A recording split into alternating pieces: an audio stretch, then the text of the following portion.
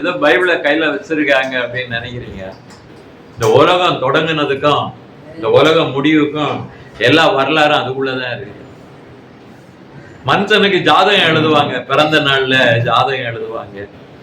அவனுக்கு இப்படி இப்படி இருக்கும், இத்தனை புள்ள பெறுவான், இந்த திசையில கல்யாணம் முடிப்பான், இவன் வாழ்க்கை இப்படி இருக்குன்னு எழுதுவாங்க. ஆனா அதுல என்ன அப்படின்னு கேட்டாக்க, ஒருத்தன் ஜாதகத்தை தூக்கிட்டு போய் ஒருத்தன் கேட்டிருக்கிறான், ஐயா அந்த ஜாதகத்தை பாருங்க அப்படின்னா. அந்த ஜாதகத்தை பார்த்து அந்த ஐயா ஸ்ரீமான் பிரபுவா இருப்பாரு, நல்லா இருப்பாரு, அவரு ரொம்ப செழிப்பா இருப்பாரு, அவரு நிறைய தொழிலெல்லாம் செஞ்சிட்டு இருப்பாரு அப்படின்னு சொன்ன உடனே இவர் சிரிச்சாரு. ஏன் அப்படின்னு கேட்டா, செத்து போனவனுடைய ஜாதகத்தை கொண்டாந்து கொடுத்துருக்கிறார், அதுக்கு ஜாதகம் சொல்றாங்க. அப்ப இந்த உலகம் எல்லாம் எதை பாக்குது அப்படின்னு கேட்டா, யார நம்புறாங்க அப்படின்னா டொபாக்கூரை நம்புவாங்க. அப்போ உண்மையை நாம் பார்க்க வேண்டும். இந்த உலகத்தினுடைய எல்லா சரித்திரமும் இந்த வேதாகமத்திலே இருக்கு. இதுல எழுதியிருக்கிறதா இன்னைக்கு நடந்துட்டு இருக்கு. அப்போ உலகத்தினுடைய சகல காட்சிகளையும் ஆண்டவர் என்ன பண்ணுவார் அப்படின்னா, கண்களிலே பார்க்கும்படியாக இதுல வச்சிருக்கிறார். இப்ப புதுசா ஒரு பூகம்பம் வந்தது, பெரிய பூமி எதிர்ச்சி, பெனின்சுலால பெரிய அழிவு, 1,00,000க்கு மேல நம்ம போயிட்டு இருக்காங்க. இப்ப அதே இது பக்கத்துல இன்னொரு நாட்டிலையும் பூமி எதிர்ச்சி வருகிறதாக சொல்லுகிறார்கள். நல்லா தெரிந்து கொள்ளுங்க. பாக்குற ஊரெல்லாம் உலகம் எல்லாம் திடீர்னு என்ன ஆகும் அப்படின்னா, ஒரு குப்பை போல என்ன ஆகும் அப்படின்னா, எல்லாம் பட்டணம் எல்லாம் நொறுங்கி ஒரு குப்பை மேடு மாதிரி கிடக்கும், குப்பையா கிடக்கும், வீடு இருக்காது, ஒண்ணு இருக்காது. அப்படியெல்லாம் இந்த பூமியை அழிகிற காலங்கள் வரப்போகிறது. நாம் எச்சரிக்கையாக இந்த வேத வசனத்துக்கு முதல்ல நம்ம செவி சாய்க்கிறோம். பிரசங்கினுடைய புஸ்தகத்துல 12வது அத்தியாயத்துல 7வது வசனத்தை நாம் வாசிக்கிறோம். இவ்விதமாய் மண்ணானது தான் முன்னிருந்த பூமிக்கு திரும்பி ஆவி தன்னை தந்த தேவனிடத்திலே மறுபடி போகாதற்கு முன்னும் அவரை உன் வாலிப பிராயத்திலே நினைக்க வேண்டும். இந்த வாலிப வயசுலதான் வானத்தையும் பூமியும் படைச்ச உண்மையான ஆண்டவரை நினைக்க வேண்டும். உள்ளே இருக்கக்கூடிய அந்த ஆவி ஆத்மா எல்லாம் அவர் தான் படைச்சார். இந்த சரீரம் மண்ணானதாக இருக்கிறது, மண்ணிலிருந்து எடுத்து மண்ணிலே போய் மண்ணுல போட்ட உடனே மண்ணோட கலந்துருது, தூசியா மாறுது. ஏன்னா அது மண்ணில இருந்து வந்திருக்குது. அப்ப அந்த மண்ணான சரீரத்துக்கு ஆகாரம் எதுல இருந்து வரும்? மண்ணில இருந்து தான் வரும். இன்னைக்கு மண்ணுல விளையிறதுதான் நம்ம என்ன பண்றோம், செடி கொடிகள் எல்லாம் உருவாகிறது சாப்பிடுறோம். இப்படி எல்லாம் பாருங்க நம்ம எப்படி எல்லாம் வாழ்ந்து கொண்டு இருக்கோம். எல்லாவற்றையும் அந்த தெய்வத்தை நீங்க நினைக்கணும்ன்ற, நீங்கள் அறிந்து கொள்ள வேண்டும் என்று ஆண்டவர் விரும்புகிறார். ஒரு காரியத்தை நாம் பார்க்கிறோம். என்ன அப்படின்னு கேட்டா, உங்களுக்கு ஒரு சின்ன ஒரு கதையை சொல்லி நான் முடிக்க போறேன். ஏன் அப்படின்னு கேட்டா, இன்னைக்கு திருவிருந்து ஆராதனை வச்சிருக்கிறாங்க, அதனால அந்த காரியத்தை நான் உங்களுக்கு சொல்ல போகிறேன். நான் இன்னைக்கு உங்களுக்கு இந்த வானத்தையும் பூமியும் படைத்த கர்த்தருடைய வார்த்தை என்ன எழுதி இருக்குது, அதுல மனிதரை குறித்து இந்த உலகத்தை குறித்து என்ன சொல்லி இருக்கு அப்படின்ற ஒரு உண்மையை இந்த உலகத்திற்கு சொல்லும் போது, இந்த வேதாகமத்துக்கு விரோதமாக இதை அறிந்து கொள்ளாமல், கற்றுக்கொள்ளாமல், தெரிந்து கொள்ளாமல், புரியாமல் நிறைய பேர் என்ன பண்றாங்க அப்படின்னா, தவறான ஒரு போதனையை இந்த உலகத்துல வச்சிருக்கிறாங்க. 1 கொரிந்தியருடைய புத்தகத்துல 15வது அத்தியாயம் 32வது வசனத்தை வாசியுங்கள். நான் எபேசுவிலே துஷ்ட மிருகங்களுடனே போராடினேன். போதும். ஏன் துஷ்ட மிருகங்களோட போராடுறாங்க? ஊழியக்காரர்கள் அங்க போயிருக்கிறாங்க. அந்த ஊழியக்காரன் அங்க போய் பேசும்போது அங்க இருக்கிறவங்க எல்லாம் துஷ்ட மிருகமா. துஷ்ட மிருகம்னா என்ன? அங்க அவங்க எப்படிப்பட்டவங்களா இருக்கா? மிருகமாக இருக்கிறார்கள். மனிதர்கள் ரூபத்துல மிருகம் இருக்கிறது. மனித மிருகத்துல இருந்து என்ன சாப்பாடு கொடுக்குறாங்க, வடை கொடுக்குறாங்க, இட்லி கொடுக்குறான், தோசை கொடுக்குறான், பிரியாணி கொடுக்குறான், நல்லா எல்லாம் கொடுக்குறாங்க. நல்லா சாப்பிட வேண்டியதானே வாய், இந்த வாய் சாப்பிட வேண்டியதானே. இந்த வாய் போய் ஒரு சின்ன சண்டை வந்ததுன்னா என்ன பண்ணிடுறாங்க? கைய கடிச்சு விட்டுறானா இல்லையா? சிலர் கடிக்கிறாங்களா இல்லையா? அப்ப அது என்னது? அது மனுஷன் கிடையாது, அதுவே மிருகம். அப்ப மிருகமாக சில மனிதர்கள் என்ன செய்யறாங்க? கடிக்கிறான். என்ன பண்றான்? பராண்டி விட்டுருதான். சண்டை என்ன பண்ணிடுதான்? பராண்டி விட்டுறான். துஷ்ட மிருகம் என்று நாம் பார்க்கப்படும் போது இன்னைக்கு வடநாட்டுல நிறைய பேர் என்ன பண்றாங்க அப்படின்னு கேட்டா, சிறு குழந்தைகளை காணும் அப்படின்னு பார்த்தாக்க அவங்க தூக்கிட்டு போய் என்ன பண்ணிடுறாங்க, அங்க ஒரு கோயிலுக்கு முன்னாடி அந்த குழந்தைய காலை ஒருத்தன் பிடிக்கிறான், ஒரு பையன் என்ன பண்றான், 2 கையை பிடிச்சி இழுத்து பிடிக்கிறான், அந்த குழந்தைய கழுத்தை வெட்டுறானுங்க. அந்த ரத்தத்தை எல்லாருக்கும் தெளிக்கிறாங்க. இந்த வீடியோல வந்துட்டு இருக்கு. அது என்னது? அது மிருகம், மிருகத்தனமான ஒரு காரியம். நிறைய வாலிப பையங்கள்லாம் என்ன பண்ணி இருக்கிறாங்க அப்படின்னு கேட்டா, தேர்தலில் ஜெயிக்கணும்னு சொல்லி இந்த மாதிரி சின்ன பிள்ளைகள் எல்லாம் கையை கட்டி காலை கட்டி வரிசையா குப்புற படுக்க வச்சிருக்கிறாங்க. அதுக்கப்புறம் கொஞ்ச நேரம் கழிச்சு பார்த்தாக்க எல்லாருடைய தலையும் தனியா இருக்கு, தட்டுல பூஜை பண்றாங்க, மிருகங்களையும் வெட்டி பலி பண்றாங்க. இது என்னது? இது துஷ்ட மிருகம், துஷ்டத்தனமான பாவமான ஒரு காரியம். இப்படிப்பட்ட காரியம் வடநாட்டில் நடந்து கொண்டிருக்கு, நம்ம நாட்டுல இல்ல. முன்னால எல்லாம் பார்த்தா குழந்தைகளை காணும் அப்படின்னா நரவலிக்கு கொண்டு போயிருவாங்க. அப்படிப்பட்ட பூமியாக இருந்தது. இன்னைக்கு எவ்வளோ நம்ம நாடு திருந்தி, நம்ம தமிழ்நாடு இன்னைக்கு பெரிய முன்னிலையில இருக்கு. கேரளா முன்னிலையில வந்துருச்சு. கர்நாடகம் எல்லாம் ஒரு காலத்துல பார்த்தா நரவலியில் அதிகமாக இருக்கும். அப்படிப்பட்ட மோசமான இடம் தான் அந்த இடம். அது எபேசு பட்டணத்துல அங்க போயிருக்கிற காலங்களிலே அவங்களோட போராட்டம் இருக்கிறது. எப்படி போராட்டம் அப்படின்னு கேட்டா, இப்படிப்பட்ட மோசமான காரியம் பண்ணுகிறார்கள். இதெல்லாம் இந்த பலியெல்லாம் எப்படி பண்றாங்க, ஏன் பண்றாங்க அப்படின்னு பார்த்தா, கிரேக்க மொழியில ஏரோபஸ் என்கிற ஒரு இருண்ட இடம் இருக்கிறதா, அதாவது அந்தகாரம் இருக்கிறதா, அந்தகார இருப்பிடம் இருக்குதா. அங்க உள்ள ஆவிகளுக்கு இதை என்ன பண்றாங்க, ஆகாரமாக பலி செலுத்துகிறார்கள். அவன் பூமியில இருக்கக்கூடிய துஷ்ட தேவதைகளுக்கும் அந்த அதாவது இருண்ட இடங்களிலே தங்கி இருக்கக்கூடிய அந்த ஆவிகளுக்காக என்ன பண்றாங்க அப்படின்னா, இந்த பாதாள ஆவிகளுக்காக இந்த பூஜைகளை செய்கிறார்கள். அதுக்கு பேர் பாதாள உலக புராணங்களை வைத்து, பாதாள உலக புராணங்களை வைத்து உலகத்திலே அது ஒன்று கடவுள்கள் இருக்கிறது என்று சொல்லி சாத்தான்களுக்காக இந்த பலியை செலுத்துகிறார்கள். அப்படிப்பட்டவர்கள் தான் எபேசுல இருந்திருக்கிறாங்க. அதை குறித்து தான் பவுல் அங்கே சொல்லுகிறார், இவர்களோட நான் போராடுகிறேன் என்று சொல்லுகிறார். அவ இந்த வேதாமம் படிக்கிறது மட்டும் இல்ல, இந்த உலகத்துல நீங்க இதை கற்றுக்கொண்டு தெரிந்து கொண்டாலும் கூட, நீங்க நல்லவங்களா இருக்கணும்னு நினைச்சா உங்களுக்கு விரோதமாக துஷ்ட மிருகத்தை போல தீய சக்திகள் உங்களோட என்ன செய்யும், போராடும், சண்டை போட வருவாங்க. அப்போ எங்கேயாவது பாருங்க, குழந்தைகள் நிறைய இடங்கள்ல பாத்தீங்க அப்படின்னு கேட்டா, நான் உடனே சொன்னேன், ஒரு பையன் ஒரு பொண்ணு அந்த வீட்டுல இருக்கிறாங்க. அந்த வீட்டுல உள்ள பையன் நல்ல பையனா இருந்தான். அந்த நல்ல பையனா இருக்கிறவன் சர்ச்சில் நல்ல மியூசிக் எல்லாம் போடுவான். நான் போற சர்ச்சு தான் அது, வேலூர்ல. அந்த குழந்தை என்ன அப்படின்னு கேட்டா, திடீர்னு கொஞ்ச நாளா காணும். ஏன் அப்படின்னு கேட்டா, நல்ல பிள்ளைகள் சாவாசம் கிடையாது. அவங்களோட போய் என்ன பண்ணி இருக்கிறாங்க, அவங்களோட விளையாண்டு என்ன ஆச்சு அப்படின்னா, சர்ச்சைக்கு கூப்பிட்டு அன்னைக்கு வரல. அவன் எங்க இருக்கிறான் அப்படின்னா, ஆத்தோரம், பழைய கிணறு, மரங்கள், அங்கதான் அந்த பசங்க எல்லாம் சுத்திக்கிட்டு இருக்காங்க. டைம்ல அங்க சாப்பிட வருவான் வீட்டுல, மற்ற நேரம் பசங்களோட அங்கதான் இருப்பான். இப்படிப்பட்ட நிறைய ஏரியாக்கள்ல பாத்தீங்க அப்படின்னா, இந்த குழந்தைகள் திடீர்னு பார்த்தாக்க இந்த பசங்க விளையாட்டுத்தனமா தண்ணிக்குள்ள விழுந்து நிறைய பிள்ளைகள் போய் செத்துது. இப்ப என்ன, அந்த அம்மா என்ன பண்ணி பயந்து போய் அந்த பையனை கொண்டு போய் இப்ப ஹாஸ்டல்ல கொண்டே போட்டுட்டாங்க. இந்த 1 மாசம் ஆச்சு, ஹாஸ்டல்ல கொண்டே போட்டுட்டாங்க. நான் சொன்னேன், பையனை சீக்கிரமா நீ ஹாஸ்டல்ல போடு, இல்லைன்னா பிள்ளை உனக்கு கிடையாது அப்படின்ட்டேன். இப்ப பிடிச்சு கொண்டே போட்டிருக்காங்க. பணம் காசெல்லாம் பார்க்காத, ஹாஸ்டல்ல கொண்டே போடு, இப்போ பிள்ளை உயிரோட இருக்குன்னா கொண்டு போய் போடு அப்படின்னு போட்டுட்டாங்க. எதுக்காக சொல்லுகிறேன் அப்படின்னு கேட்டா, இன்னைக்கு செய்திகள் எல்லாம் நிறைய பார்க்கப்படும் போது நிறைய பசங்கள்லாம் காணாம போயிடுறாங்க. ஏன் அப்படின்னா, விளையாட்டு தன்மையில போறாங்க. அவங்களுக்குள்ள ஒரு விளையாட்டு, அதாவது ஆவி, அசுத்தாவி, அந்த பேய் எந்த பிள்ளைக்கு உடம்புல இருக்குன்னு தெரியும். விளையாட்டுத்தனமா என்ன பண்ணும் அப்படின்னா, தண்ணிக்குள்ள தள்ளி விட்டுரும். அது ரொம்ப ஆழமா இருக்கும், நீச்ச தெரியாது, அந்த பிள்ளை போயிடும். அவன் என்ன விளையாட்டுத்தனத்தை, விளையாட்டுத்தனமான காரியத்தை நம்ம இருதயத்துல அந்த சாத்தான் உருவாக்குவான்.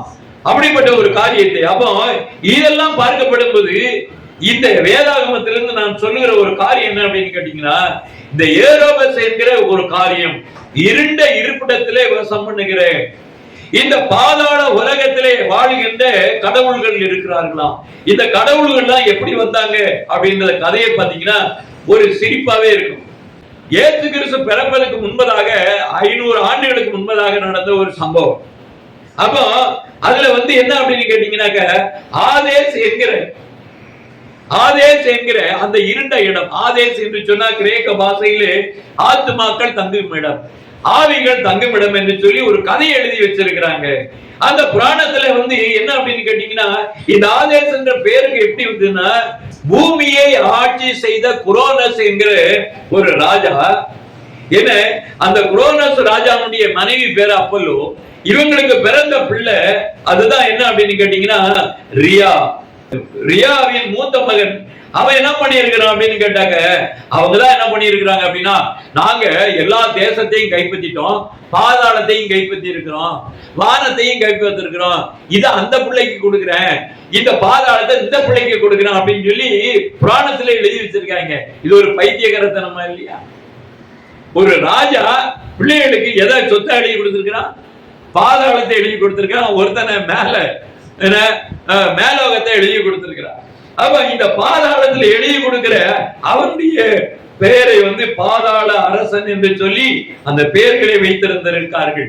அந்த பெயரை கொண்டுதான் இன்னைக்கு இந்த இந்திய தேசத்துல என்ன பண்ணிருக்கிறாங்க அப்படின்னா, அந்த பாதாள மன்னன் பாதாள அரசனுக்கு பேரு இங்க என்ன சொல்றாங்கன்னா, எரும மாட்டு மேல ஒண்ணு வரும். என்னது வரும்? யம தர்மன்னு சொல்லுவாங்க. இந்த கதை உருவானது இயேசு கிறிஸ்துக்கு முன்னாடி இந்த பாதாள உலகம் என்கிற புராண கதையிலிருந்து வந்த கதை தான் இது. ரியா இவங்களுடைய பிள்ளைகளுடைய அவங்களுக்கு அந்த பாதாளத்தை என்ன பண்ணாங்க, எழுதி கொடுத்தாங்க. அவன் பாதாள அரசனாக அங்க ஆக்கப்பட்டான்.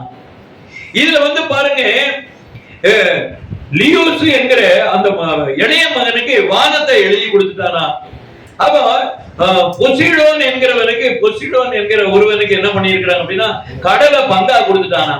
இது என்ன அப்படின்னா, கிரேக்க புராணங்கள் பாரசீக மொழியிலே எழுதப்பட்டிருக்கிற பாரசீகத்தினுடைய அந்த புராணங்கள், அதுதான் இந்த இந்திய தேசத்துல என்ன பண்ணிருக்கிறாங்க அப்படின்னு கேட்டா, மறுமொழி பெயர்ப்பாகி இன்னைக்கு வேற ஒரு புராணங்கள் இந்த இந்திய தேசத்துல வந்ததுக்கு காரணமே இதுதான் அடிப்படை. அப்ப இந்த கிரேக்க புராணத்துல என்ன அப்படின்னு கேட்டா, சின்ன என்ன தெரியுமா, நாய் பாம்பு இதுதான் வழிபடுவாங்களாம். இத நாய் பாம்பு எல்லாம் வழிபடுகிற இதெல்லாம் எங்க இருந்திருக்கு அப்படின்னு கேட்டா, கிரேக்க மன்னர்கள் இடத்துல இருந்திருக்கிறது, எகிப்து தேசத்திலே மெசபடோமியாவிலே இருந்திருக்கிறது. அதை தாண்டி என்ன பண்ணி இருக்கிறாங்க, அந்த புராணத்தின் மூலமாக இந்த தேசத்திலும் பரவி இருக்கிறது. எகிப்தியர், பெர்சியர், கிரேக்கர், ரோமர் இவர்களுடைய மத நம்பிக்கையிலே இந்த புராணங்களை, போலியான இந்த புராணங்கள் மூலமாக யார் என்ன பண்ணிருக்கா, தர்க்கம் நடந்திருக்கு. யாருக்கு? பவுலுக்கு. ஏன் அப்படின்னா, இவன் பெரிய ஞானி, எல்லாத்தையும் கற்றறிந்த ஞானி. அது மட்டுமில்ல, இந்த பைபிள் வச்சிருக்கிறீங்களா, இது மாதிரி இன்னொரு பைபிளை யூதர்கள் வச்சிருந்தாங்க. அவர்கள் 2வது நியாய பிரமாணம்ங்கிற ஒரு புத்தகத்தை வச்சிருந்தாங்க. அதுக்கு பேர் மிட்ரஸ் என்கிற பேரு. என்ன பொருள்? மிட்ரஸ் என்கிற பேரு. அந்த நியாய பிரமாணத்தை வைத்துக் கொண்டு அவர்கள் மேன்மை பாராட்டி கொண்டிருந்தார்கள். அப்பதான் சிலுவையில என்ன அப்படின்னா, இயேசுவை அடிக்கப்படும் போது எங்கள் நியாய பிரமாணத்தின்படி இயேசுவை சிலுவையில் அடிக்கணும் அப்படின்னு சொல்றாங்க. அப்ப நியாய பிரமாணம் ஒன்று இல்ல, யூதர்களுக்கு என்று இன்னொரு நியாய பிரமாணத்தை வைத்திருந்தார்கள். அந்த பிரமாணத்தின்படியாக நாங்கள் இயேசுவை கொலை செய்ய வேண்டும். அதேபடியாகத்தான் பவுலை என்ன பண்றாங்க, எங்கள் நியாய பிரமாணத்தின்படி பவுலை நாங்கள் கொலை செய்ய வேண்டும் என்று சொன்னார்கள். அப்போ அங்க ஒரு பிசாசுகளோட போராடுறது மட்டுமில்ல, இங்க யூதர்களாக இருக்கக்கூடிய இவர்கள் 2வது மெட்ரஸ் என்கிற இன்னொரு நியாய பிரமாண புத்தகத்தை வைத்திருந்தார்கள். இன்னொரு விவிலியத்தை போல ஒண்ணு வச்சிருந்தாங்க. அதுல நிறைய சட்டங்கள் இருந்தது, நிறைய ஐதீகங்கள் இருந்தது. இப்படிப்பட்ட காரியங்களை வைத்து அவர்களோட போராடி அவர்களிடத்துல பேசினவர் தான் யார் அப்படின்னா, பவுல் அப்போஸ்தலன் என்பதாக நாம் பார்க்கிறோம். 34வது வசனம், உலகத்துல நிறைய பேர் பிறந்து வளர்ந்து வாழ்ந்து படிச்சு பட்டம் வாங்கி வயசாகி உட்கார்ந்து வீட்டுல ரிட்டையர்டுக்கு சம்பளம் வாங்கிக்கிட்டு நல்லா ஜாலியா இருக்கலான்ட்டு இருப்பாங்க. அங்கங்க சுத்துவாங்க, நிம்மதியா இருக்கேன், நல்லா இருக்கேன் அப்படின்னு சொல்லுவாங்க. ஆனா எப்படின்னாக்க, இந்த வானத்தின் பூமியை படைத்த அந்த தேவனை பற்றி அறிவு இல்லைன்னா ஒரு பிரயோஜனம் கிடையாது. நீங்க 1000 பணம் காசு 1000 சொத்து சேர்க்கலாம், பணத்துக்காக ஓடலாம் வைக்கலாம்.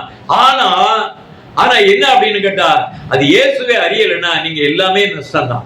ஏன் அப்படின்னா, உங்களுக்கு பரலோகத்திலே சேர வேண்டுமானால், நித்திய ஜீவனுக்குள் போக வேண்டுமானால் அவர் ஒருத்தர் தான் வழி. இந்த உலகத்துல ரட்சிப்புக்கு, மீட்புக்கு, மோட்சத்துக்கு யாரு அப்படின்னு கேட்டா ஆண்டவரா இயேசுவை தவிர இந்த உலகத்துல வேற எந்த கடவுளும் கிடையாது. ஏன்னா ஒரே கடவுள். இந்த உலகத்துல பாத்தீங்கன்னா எந்தெந்த கடவுளை பேர் சொல்லிங்களோ எல்லாம் மறிச்சு கல்லறையில போயிட்டாங்க. இன்னைக்கு உயிரோட இருக்கக்கூடிய கடவுள் யாரு அப்படின்னு கேட்டா இயேசு கிறிஸ்து உயிரோட எழுப்பிட்டு இருக்கிறாரு. இன்னைக்கு இஸ்லாத்துல சொல்றாங்க யாரு, முகமது நபியே சொல்றாங்க, பெரிய அதாவது தீர்க்கதரிசி குரானை கொடுத்தாருன்னு சொல்றாங்க. ஆனா அவரு செத்து கல்லறைக்குள்ள போனாரு, அவரு என்னைக்காவது உயிரோட எழுப்பி இருக்கிறாரா? அப்ப அது போக்கஸ் தானே, அது டூப் தானே. இப்ப நிறைய இடங்கள்ல பாருங்க, உண்மையை இந்த உலகத்திலே அறியாமல் இருக்கிறார்கள், அந்த ஜனங்கள் அறியாமல் இருக்கிறார்கள். யாரு என்கிற ஒரு காரியத்தை இந்த உலகம் தெரிந்து கொள்ளாமல் இந்த நாட்களே வாழ்ந்து கொண்டிருக்கிறது. ஒரு காரியத்தை நீங்க வாசிங்க, 42வது வசனம், அதுல வாசிங்க. மரித்தோருடைய உயிர்த்தெழுதல் அப்படியே இருக்கும், அழிவுள்ளதாய் விதைக்கப்படும், அழிவில்லாதாய் எழுந்திருக்கும். இந்த சரீரமானது அழிந்து போகக்கூடிய சரீரத்தை நம்ம வச்சுட்டு இருக்கிறோம்.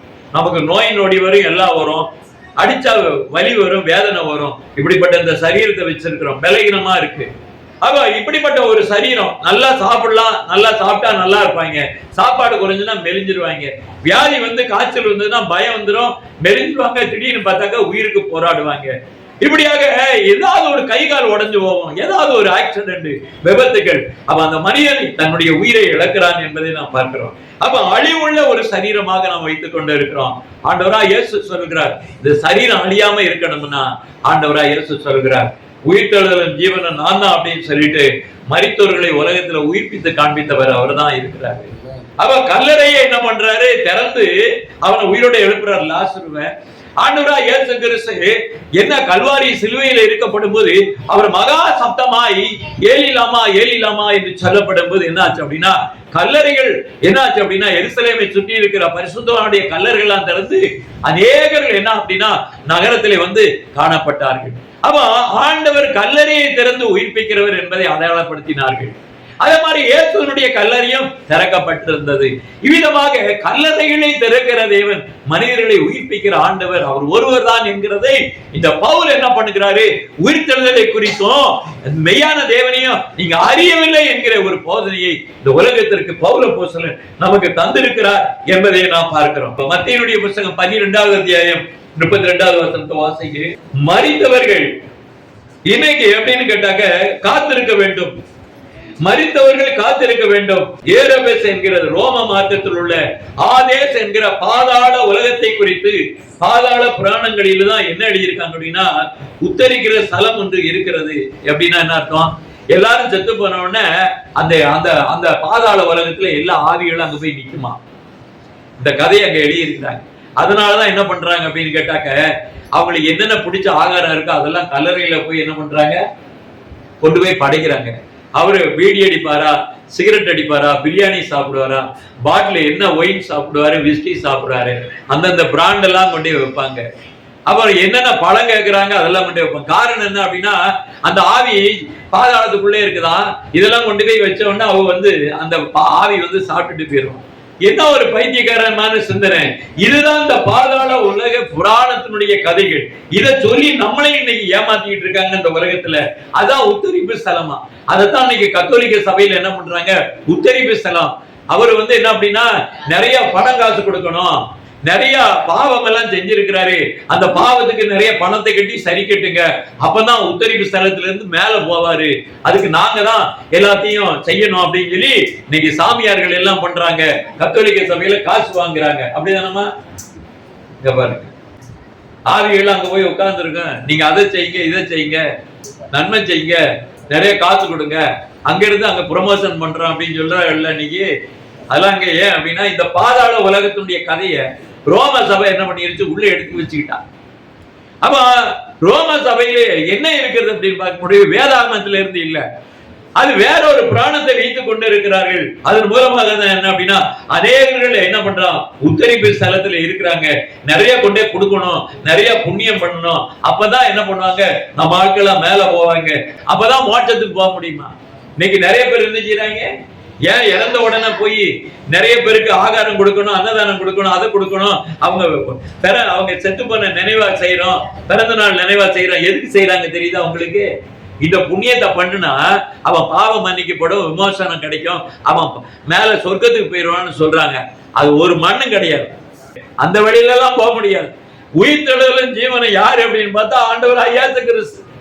இயேசுவை அறியலைன்னா பரலோகம் கிடையாது, சொர்க்கம் கிடையாது.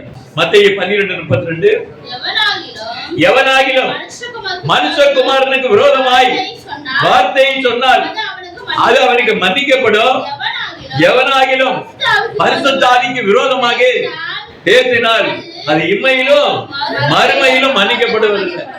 நல்லா தெரிந்து கொள்ளுங்க. ஒருத்தன் என்ன பண்ணி இருக்கிறான் அப்படின்னு கேட்டாக்க, ஒரு ராஜ்யம் தமிழ்நாட்டிலே ஒரு கவர்மெண்டே தோத்து போச்சு. இந்த கதையில தான் இந்த வசனத்தை என்ன பண்ணி இருக்கிறாரு, ஒருத்தர் சொல்லி இருக்கிறாரு. யார? ஒரு பிஷப்பை கூப்பிட்டு சொல்லி இருக்கிறாரு, யோ என்னையா பரிசுத்த ஆவினால எல்லாம் ஆகும்னு சொல்லிடுற, பரிசுத்த ஆவினால இட்லியை வேக பண்ணியா அப்படின்னு இருக்கிறாரு. சொன்ன உடனே சொல்லிக்கிட்டு சிரிச்சிருக்கிறாரு. அப்ப சொல்லி இருக்கிறாரு, இந்த பரிசுத்த ஆவிக்கு விரோதமா நீ பேசணும் அப்படின்னா உன் கதை முடிஞ்சது அப்படின்னு சொல்லிட்டு அவர் எந்திரிச்சு போயிட்டாரு. அதுக்கப்புறம் பாத்தீங்க அப்படின்னு கேட்டா ஒரு நாள் ஜெயலலிதா அம்மா ஆட்சி வருது. அப்ப ஜெயலலிதாவா ஆட்சி அம்மா வந்த உடனே என்ன பண்ணாங்க அப்படின்னா கலைஞரை அரெஸ்ட் பண்ணி தூக்கிட்டு போறாங்க. அந்த நேரத்துல தடுக்கிறதுக்காக இவர் போறாரு. இவர் பின்னால இழுத்து போட்டு மண்டையில அடிச்சிடுறாங்க. கடைசியில என்ன ஆகி போச்சு அப்படின்னா கோமா ஸ்டேஜ்ல இருந்து கடைசியில என்ன ஆச்சு, செத்தே போயிட்டாரு, போயே போயிட்டாரு. அந்த குடும்பம் பாருங்க அன்னையில இருந்து சீரழியுது. பரிசுத்த ஆவிக்கு விரோதமா எவனாவது பேசினா, ஆண்டவர் ஆவியாக இருக்கிற தேவனுக்கு விரோதமா பேசினானா அவன் இம்மையில மறுமையிலும் அவன் கதை முடிஞ்சது. அவன் அதோட சரி, அவன் வம்சம் அவன் சந்தானம் எதுவுமே என்ன அப்படின்னா நன்மையை தேட முடியாது. அவர்கள் தீமையை தான் அடைவார்கள், பரத்துக்கு போக முடியாது. நல்லா தெரிந்து கொள்ள வேண்டும். 1 கொரிந்தியருடைய புத்தகம் 15வது அத்தியாயம் 29வது வசனத்தை வாசிங்க. 1 கொரிந்தியர் 15:29 வாசிங்க. மேலும் மரித்தோர் உயிர்த்தெழாவிட்டால் மரித்தோருக்காக ஞானஸ்நானம் பெறுவது பற்றியும் உயிர்த்தெழுதல் இல்லை என்கிற என்ன இல்லை என்றால் அந்த சடங்கு என்னவாகும் அப்படின்னு பவுல் சொல்லுகிறாரு. இது ரொம்ப டிபிகல்ட்டான வேர்டு. இன்னைக்கு உயிர்த்தெழுதல் என்கிற ஒரு காரியத்தை இயேசு கிறிஸ்து நிகழ்த்தாவிட்டால், அவர் நிறைய பேர் உயிரோடு எழுப்பாவிட்டால் இந்த ஞானஸ்நானம் பெறுகிற காரியம் ஒன்றுமே கிடையாது. ஆனா உயிர்த்தெழுதல் அந்த சம்பவம் நடந்தபடியினாலே அந்த ஞானஸ்நானம் என்பது நமக்கு முக்கியமாக அவசியமாக இருக்கிறது என்பதை இந்த உலகத்திலே நீங்கள் புரிந்து கொள்ள வேண்டும். இன்னைக்கு எல்லாருக்கும் என்ன அப்படின்னு கேட்டா, மனிதர்களை உயிர்ப்பிக்கிற ஒரு சம்பவம் இதுவரைக்கும் எந்த கடவுளுமே செய்யல, எந்த தத்துவ சாஸ்திரிகளும் பண்ணல, எந்த ரிஷிகளும் பண்ணல, எந்த விதமான பெரியாட்கள் என்று சொல்லப்படுகிற பூஜையில வைத்து பூஜை பண்ணுகிற மனிதர்கள் யாருமே பண்ணவில்லை. ஏன்னா உயிர்த்தெழுதலுடைய காரியத்தை பார்க்கப்படும்போது உயிர்ப்பிக்கிற காரியத்தை பார்த்து இந்த உலகத்துல யாருமே சாதிக்க முடியல, டாக்டரால முடியல. எல்லா டாக்டர்களும் என்ன பண்றாங்க அப்படின்னு கேட்டா, உயிர்ப்பித்து பார்ப்பதற்காக நிறைய விஞ்ஞானத்துல என்ன பண்றாங்க, நிறைய உடம்புகள் என்ன பண்றாங்க அப்படின்னு கேட்டா, நல்லா தெரிந்து கொள்ளுங்க பிள்ளைகளே, நல்லா தெரிஞ்சுக்கிடுங்க. சில இடங்கள்ல என்ன பண்றாங்கன்னா, உயிரோட 2 பேரை கொண்டு போயிட்டு என்ன பண்றாங்கன்னா தலையை மாத்துறாங்க. இவன் தலையை எடுத்து அவன்கிட்ட வைக்கிறான், அந்த தலையை எடுத்து இங்க வைக்கிறாங்க. அவன் உயிரோட இருப்பான்னு பாக்குறான். கையை வெட்டி உடம்புல ஒட்ட வச்சிடறான், அந்த கை அங்க ஒட்டிக்குது. இருதயத்தை மாத்திடுறான், கிட்னிய மாத்திடுறான், உடல் உறுப்புகளா மாத்துறான். அப்ப தலையை நம்ம மாத்தி பார்ப்போம்னு மாத்தி பாக்குறானுங்க. அப்போ இதுக்கு என்ன பண்றாங்க அப்படின்னு கேட்டாக்க, மருத்துவ உலகத்துக்குன்னு ஒரு கடவுளாம். அந்த கடவுளுக்கு பேர் என்ன அப்படின்னா ஒலிம்பஸ். அந்த ஒலிம்பஸ் கடவுளை கும்பிட்டுட்டு இவருக்கு என்ன பண்றாங்க அப்படின்னு கேட்டாக்க, செத்து போனவனுக்கு எல்லாம் உயிரை கொடுக்கலான்னு பார்த்தாங்க. எப்படிப்பட்ட ஒரு சம்பவம் நடக்கிறது. அவன் பாதாள உலகத்துல இந்த செத்து போனவனுக்கு உணவு அனுப்புறோம்ல, அங்க கொண்டு போய் படைக்கிறோம்ல. அப்போ இப்படிப்பட்ட ஒரு காரியத்தை நம்ம செய்யும் போது அவர்கள் அந்த உணவு உண்டதாக இந்த நம்பிக்கை இவங்கள்ட்ட இருக்கும் போது, இந்த நம்பிக்கை எப்படி இருக்கு அப்படின்னு கேட்டீங்கன்னாக்க நல்லா தெரிந்து கொள்ளுங்க. அந்த ஒலிம்பஸ் கடவுள்கிட்ட போய் கேட்கிறாங்க, இந்த செத்து போனவங்களை எல்லாம் உயிர்ப்பிக்கணும், ஏதாவது பண்ணணும் அப்படின்னு சொல்லிட்டு. அதுக்கு தான் இன்னைக்கு என்ன பண்ணிருக்கிறாங்க, நிறைய இடங்கள்ல நல்லா பாருங்க, பல லட்சம் டாலரை கொடுத்து அவங்க பெற்றோர்கள் எல்லாம் என்ன பண்றாங்க அப்படின்னு கேட்டா, இன்னைக்கு வச்சிருக்கிறாங்க உயிர்ப்பிக்கிறதுக்காக. புதுசா ஒரு டெக்னாலஜி இப்ப வந்துட்டு இருக்கு பாத்தீங்களா, விஞ்ஞான உலகம் மாறிட்டு இருக்கு, என்னென்னவோ பண்ணிட்டு இருக்காங்க. இப்ப பாத்தீங்கன்னா மிஷின்லயே ஆபரேஷன் பண்ணி வீட்டுக்கு அனுப்பிச்சிடுறாங்க 1 மணி நேரத்துல. அப்ப இப்படிப்பட்ட ஒரு காரியம் வந்ததுனால விஞ்ஞானம் வளர்ந்த பிறகு நம்ம செத்து போன பெரியவங்க எல்லாம் உயிரோட கொண்டு வந்துடலாம்னு சொல்லி நிறைய பாடிகளை கொண்டு போய் என்ன பண்ணிருக்காங்க, ஒரு இடத்துல பத்திரப்படுத்தி வச்சிருக்கிறாங்க. பணம் உள்ளவெல்லாம் கொண்டு போய் டெபாசிட் பண்ணி வச்சிருக்கிறாங்க. இந்த விஷயம் எல்லாம் இது காரணம் என்னன்னு கேட்டா, மருத்துவ உலகத்துல ஒலிம்பஸ் கடவுள் இந்த காரியத்தை செய்வாரு அப்படின்னு சொல்லி ஒரு நம்பிக்கை அவர்கிட்ட இருக்கிறது. இப்படியாக கர்த்தருடைய நாமத்துக்கு ஸ்தோத்திரம். ஆண்டவர் சொல்கிறார், உயிர் தெழுதலும் ஜீவனும் நானே என்று கர்த்தர் சொல்கிறார். ஒரு காரியத்தை எடுத்து வாசிங்க, பிரசங்கி 3:21 வாசிங்க. உயர ஏறும் மனுஷனுடைய ஆவியையும் தாழே பூமியில் இருக்க மிருகத்தினுடைய ஆவியையும் அறிகிறவன் யார்? செத்தவன மனுஷனுடைய ஆவி எங்க போகுது? எங்க இருந்து வந்தது அங்க போகுது. இப்ப மழை தண்ணி இருக்கு, மழை பெய்யுது. இந்த தண்ணி எங்க இருந்து வருது? மழை தண்ணி எங்க இருந்து? மேகத்துல இருந்து வருது. அந்த மேகத்துல தண்ணி எப்படி வந்தது? கீழே இருந்து ஆவியா மேல போகுது. அப்ப எங்க இருந்து போகுது, எங்க இருந்து வருது? சூரியன் எங்க இருந்து கிளம்புது, திருப்பி அங்கே இருந்து வருகிறது. அதுபோல மனிதனுடைய ஆவியும் எங்கே இருந்து புறப்படும். ஆவி எங்க இருக்கிறதோ, அந்த ஆவி எங்க இருந்து வந்ததோ, அந்த ஆவியினுடைய ஊற்று எங்க இருக்குதோ அங்கே இருந்துதான் அது புறப்படும், மீண்டும் அங்கே செல்லுகிறது. அவ எங்க இருந்து புறப்பட்டது என்று பார்க்கப்படும் போது, இந்த வானத்தையும் பூமியை படைத்த ஆண்டவரிடத்திலிருந்து அந்த ஆவி வந்தது. ஆதாம் ஏவாளை படைக்கும் போது அவர் அந்த ஜீவ சுவாசத்தை கொடுத்து அவனுக்கு உயிரை கொடுத்தார் என்று நாம் பார்க்கிறோம். மனிதனுக்கு உயிர் கொடுத்தவர் யார் என்று பார்க்கப்படும் போது அந்த யெகோவா தேவன் என்று நாம் பார்க்கிறோம். கர்த்தருக்கு ஸ்தோத்திரம் உண்டாதாக. நல்லா தெரிந்து கொள்ளுங்க, உயிரை கொடுக்கிற தேவன் அவர்தான், மீண்டுமாக வாங்குற தேவன் அவர்தான். பிரசங்கி 12ஆம் அத்தியாயத்துல ஏற்கனவே வாசிங்க, பிள்ளைங்களை வாசிங்க. 7வது வசனம் திருப்பி வாசிங்க. இவ்விதமாய் மண்ணானது தன் முன்னிருந்த பூமிக்கு திரும்பி ஆவி தன்னை தந்த தேவனிடத்திலே மறுபடியும் போகாதற்கு முன்னும் ஒரு வாலிப பிராயத்திலே ஆண்டவரை நினைக்க வேண்டும். இதுதான் இந்த நாட்களுடைய வசனங்கள். கர்த்தருடைய நாமத்துக்கு ஸ்தோத்திரம். இந்த தம்பி இங்க வந்திருக்கிறீங்க, உங்களுக்கு நிறைய புராணங்கள் கதைகள்லாம் நிறைய சொல்லுவேன். இந்த வயசுல நீங்க இதெல்லாம் தெரியும் போது உங்களுக்குள்ள என்ன அப்படின்னா, நைட்டு ஒரு யோசனை வந்துன்னா தூக்கமே வராது. அப்ப ஆண்டவர் உங்கள் இடத்துல பேசுவார். புரியுதா? குழந்தைகள்கிட்ட ஆண்டவர் பேசுவார். கர்த்தருடைய நாமத்துக்கு ஸ்தோத்திரம். இந்த நேரத்துல உங்களுக்கு நான் சொன்னது புரிஞ்சுதா? புராணங்கள் எப்படி வந்தது, எப்படி ஏற்பட்டது, இந்த தேசத்துல அந்த புராணம் எப்படி வந்தது? இங்க வந்து கதை என்ன அப்படின்னா பேர் மாறி இருக்கு. ஆனா புராணம் எங்க இருந்து வந்ததுன்னா, எங்க இருந்து வந்தது? கிரேக்க தேசத்திலிருந்து வந்தது, எகிப்திலிருந்து வந்தது, மெசபடோமியால இருந்து வந்தது என்பதா நாம் பார்க்கிறோம். இந்த புராணங்கள் உருவானது எப்ப என்று பார்த்தா கிமு 500 உருவான கதைகள் தான். இந்த பாதாள உலகத்தை பற்றிய இந்த புராணங்கள் உருவாச்சு. அதுதான் நம்ம தேசத்திலையும் பரவி கிடக்கிறது. அப்படின்னாலே இதுல என்ன பண்ணுவாங்க அப்படின்னா, என்ன பண்ணுவாங்க, நரபலியை கொடுக்கிறவர்கள். நல்லா தெரிந்து கொள்ளும். பிள்ளைகள் எல்லாம் பாதுகாப்பா, பிள்ளைகளை காணும், பிள்ளைய பிடிக்கிறவன் வரான் அப்படின்னா உலகத்துல எல்லாருக்கும் செய்தி பரவச்சு அப்படின்னா அவன் எவன்டா அப்படின்னு சொல்லி தேடி பிடிப்பாங்க. அந்த ஊரே விடிய விடிய விடிச்சுக்கிட்டு உருட்டு கட்டியை வச்சுக்கிட்டு ஊரை சுத்தி சுத்தி வருவாங்க. ஏன் அப்படின்னு கேட்டா அந்த சம்பவங்கள் இன்னைக்கு நடந்து இப்ப அதிகமாயிடுச்சு. வடநாட்டுல இப்ப நிறைய நடக்குது. எங்க? வடநாட்டுல நடக்குது. அப்படின்னாலே இந்த மாதிரியான கொடுமையான சம்பவங்கள் நடக்காதபடி நம் பிள்ளைகள் பாதுகாப்பா இருப்பதற்காக ஜெபிப்போம்.